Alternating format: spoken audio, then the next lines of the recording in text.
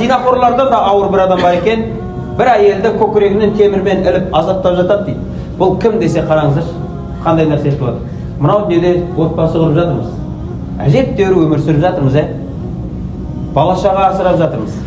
Бірақ қияметтің күнінде мынандай нәрсе болады екен. Тозақтағы тұрған анау әйел кім десе, отбасылы әйел.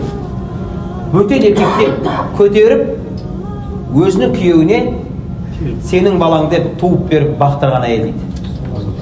Не деген нәрсе? Бұл болып жатқан нәрсе да.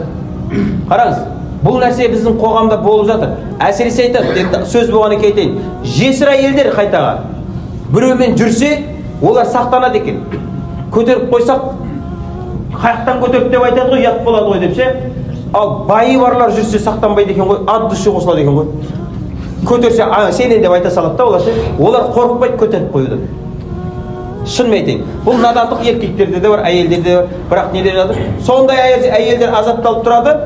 Байы бар әйел өзге біреуден көтеріп келіп, байына сенің балаң деп туып беріп бақтырған әйел.